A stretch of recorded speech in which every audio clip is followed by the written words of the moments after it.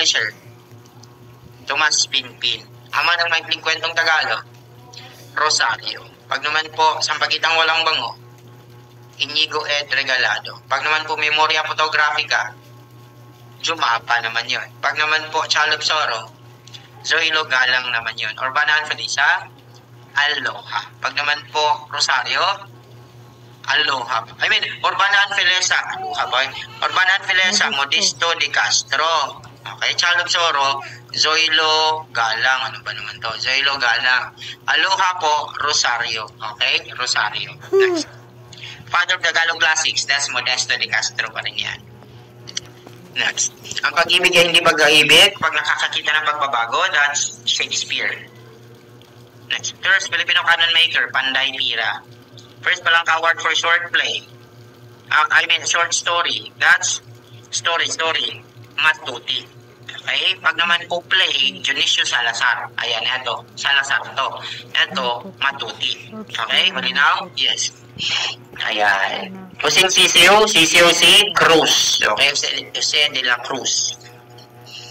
Ayan. Pusing Batuti, bayan ko, that is Jose Corazon de Jesus. First Filipino diplomat, that is Felipe Agoncillo. Okay? Felipe Agoncillo. Pag naman po madaming mananalaykay ni Nakpil, that is Teodoro Agoncillo. Sa pula sa puti, that is Francisco Soc Rodrigo. Next.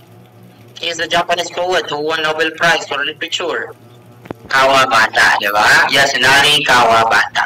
Pag naman po, era of knight chivalry and English literature. Middle Ages naman to. Pag naman po popular philosophical poetry in Dodi. Ito na yun, Dodi Awit. Okay? Memories of Brutality, Kimpitay naman to sa mga Japanese. Itong panahon, Japanese pa rin to.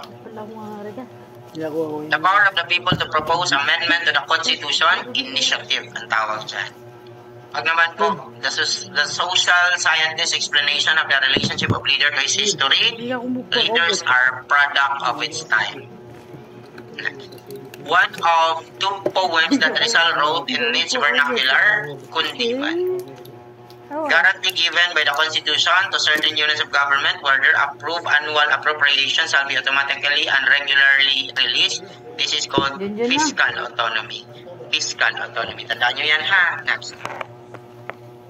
Characterized by shared experiences, mutual responsibilities, that's GEMINSIA. Meaning yan, community-based. Pag naman po, social services, society, GESIL siya. Ito may S, ito may M. Malinaw? Yes, next. The policy of the state to pursue a comprehensive agrarian reform, owner, cultivatorship. Tandaan nyo yan. Regular election, second Monday of May. The report from Congress registered rejection on the proposed bill, meaning hindi nakuhang majority.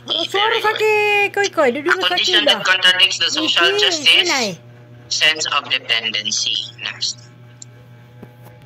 Known as eto, wag ko na lang basahin, baka ma-restrict tayo. Who originated in north of Tibet, that's the yellow race. Tandaan niyo po yan ha, yellow race. To assure healthy banking industry, ang Bangko Sentral has encouraged bank merging. Tandaan niyo po yan. Next. Views against Rizal during his trial, that's him to talisay. Him to talisay. Represents detrimental aspect of Philippine culture and society, that's Ningas Kugon, magaling lang sa una. Next.